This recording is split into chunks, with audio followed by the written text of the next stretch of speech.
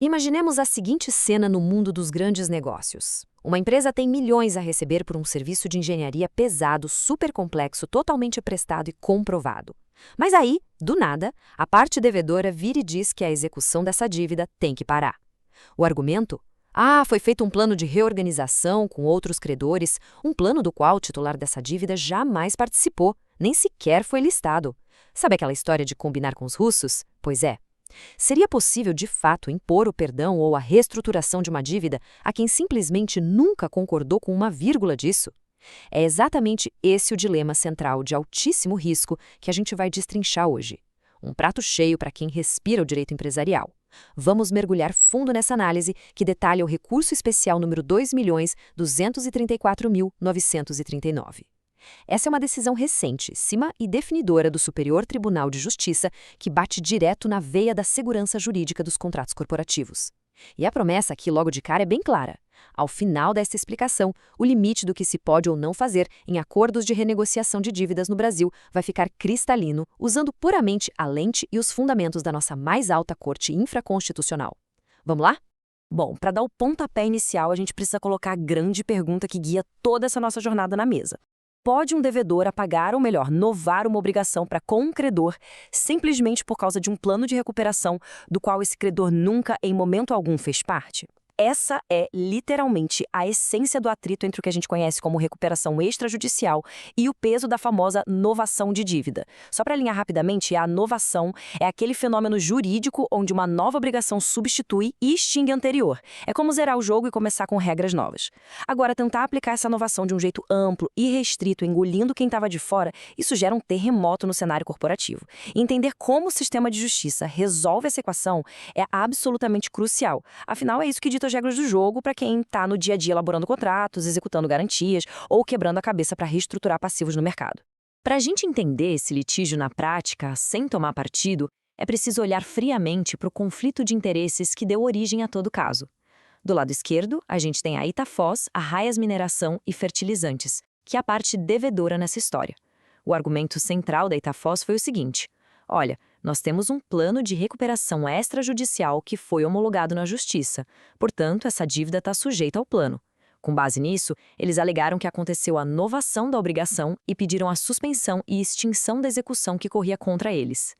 Já do lado direito, temos a Promon Engenharia, a credora. A postura da Promon é super direta e ancorada nos fatos documentados.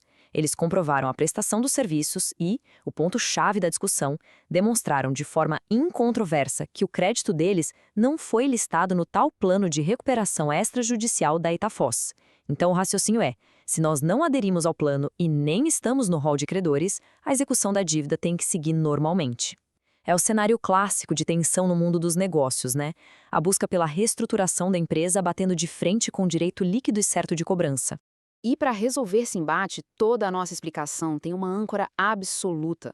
Estamos falando do próprio documento oficial, o acórdão do STJ referente a esse recurso especial, com a relatoria do ministro Humberto Martins, julgado lá na terceira turma.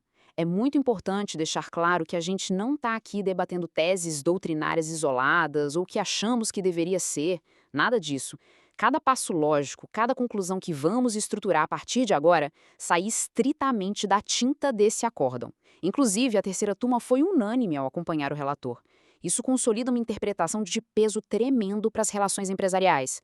Então, vamos conferir exatamente como o ministro relator construiu e amarrou essa decisão. O primeiro passo que o STJ deu para desatar esse nó foi separar muito bem as coisas, criando uma fundação sólida. E o mais fascinante aqui é notar como a própria natureza do Instituto Jurídico já entrega boa parte da resposta. O acórdão faz questão de definir os contornos da recuperação extrajudicial. Diferente de uma recuperação judicial tradicional, que joga uma rede muito maior, a recuperação extrajudicial é, na sua essência, um procedimento de negociação privada. É aquele mecanismo cirúrgico, onde a empresa em crise senta e negocia diretamente com os credores para dar um respiro nas dívidas. E a palavra-chave que o tribunal acendeu em neon aqui foi restritos. Segundo a decisão, por veicular disposições específicas dessa modalidade, esse planejamento produz efeitos restritos apenas aos créditos que estão ali, contemplados nele. Trocando em miúdos, o limite geográfico desse acordo é a própria lista de quem assinou e participou. Dominar isso é vital para desenhar estratégias robustas em direito empresarial. Avançando um pouco mais, a gente percebe como o relator blindou essa definição com a legislação. O STJ não tirou essa restrição de efeitos só da lógica contratual, mas apontou o dedo direto para a letra fria da lei. A decisão cita expressamente o capítulo 6 da Lei 11.101 de 2005, a nossa velha conhecida Lei de Recuperação de Empresas e Falência. Olha só que interessante o recorte do parágrafo 2º do artigo 163 que está lá no acórdão. Os créditos não incluídos no plano de recuperação extrajudicial não poderão ter seu valor ou condições originais de pagamento alteradas. Essa é a verdadeira regra de ouro aplicada ao caso. O fato de a Promon ostentar a condição de credora não listada, algo que, aliás, a própria Itafoz nem negou, já que foi ela mesma quem não colocou o crédito na lista, ativa essa proteção legal de forma automática.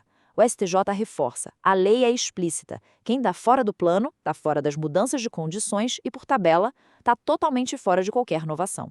Com essa definição e a lei debaixo do braço, a gente consegue mapear certinho o raciocínio dedutivo da terceira turma. É uma construção lógica em 3 passos que não deixa espaço para dúvidas. Passo 1. A premissa maior. A recuperação extrajudicial nasce como uma negociação direta. Ela não tem aquela intervenção judicial forte na hora de formar o acordo de vontades, o que significa que ela gera efeitos apenas e tão somente para quem faz parte daquele universo. Passo 2. O fato do caso concreto. A dívida da Promon, de forma muito explícita e incontroversa nos autos do processo, não entrou no plano negociado pela Itafoz. A Promon é uma credora que não assinou, não participou e não foi listada. E o passo 3, a conclusão inafastável. Sendo assim, os efeitos de nova ação desse plano, ou seja, a ideia de extinguir a dívida original e impor novas regras de pagamento, não podem de jeito nenhum ser impostos a quem ficou de fora da festa. Tentar empurrar essa inovação goela abaixo carece de qualquer amparo legal. É uma progressão matemática do direito. E para coroar essa interpretação e garantir a máxima segurança jurídica, o ministro Humberto Martins fez questão de mostrar que essa decisão não é uma voz solitária no deserto. Ela fez parte de um bloco super sólido, totalmente alinhado à jurisprudência do STJ. O acórdão puxa precedentes muito parecidos, como a jurisprudência relatada pelo ministro Moura Ribeiro. Esse precedente bate exatamente na mesma tecla. Ele diz que o planejamento produz efeitos restritos aos créditos nele contemplados e arremata. Em caso, diante da expressa assertiva de que a dívida não foi incluída no plano, os termos deste, inclusive a pretensão de reconhecimento de inovação e distinção do processo, não podem ser impostos ao titular do direito. O que a gente enxerga aqui é o Superior Tribunal de Justiça mandando um recado super padronizado para o mercado. A regra de que os efeitos são restritos é pacífica. Não adianta tentar criar inovações da interpretação ou malabarismos hermenêuticos para prejudicar aquele credor quirografário que foi deixado de escanteio na fase extrajudicial. Chegando agora na reta final da nossa análise, é hora de traduzir todo esse juridiquês para o cenário prático. O que quem atua no front deve absorver dessa leitura técnica do acórdão? As conclusões ditadas pela terceira turma são diretas como uma flecha. Primeiro de tudo, zero inovação para credores não listados. Homologar um plano de suerguimento extrajudicial não confere um poder mágico de repactuar dívidas que foram simplesmente omitidas do papel. Segundo, os planos extrajudiciais amarram apenas os participantes ou aqueles que estão formalmente dentro das classes representadas, sempre respeitando os quórums que a lei exige. Se um credor foi excluído da lista, seja de propósito ou por acidente, ele está totalmente blindado dos efeitos do acordo. E terceiro, o impacto processual imediato. As execuções dessas dívidas que não constam na lista não podem ser suspensas e muito menos extintas usando o plano como desculpa. A Justiça mandou a execução da Promon contra a Itafoz seguir a vida normalmente. A obrigação principal, que tem liquidez, certeza e exigibilidade, vai ter que ser honrada fora do ambiente da recuperação. E isso, de forma brilhante, nos leva à grande provocação para encerrar esse nosso mergulho de hoje. Olhando para o rigor e a precisão técnica dessa decisão, como será que esse precedente estrito do STJ vai balançar as estratégias, as negociações e até a redação dos futuros planos de recuperação extrajudicial no Brasil?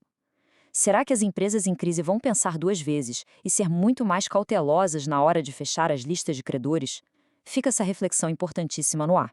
Se essa análise estruturada trouxe valor, clareza e te ajudou a entender melhor as nuances do direito empresarial, apoia o nosso projeto.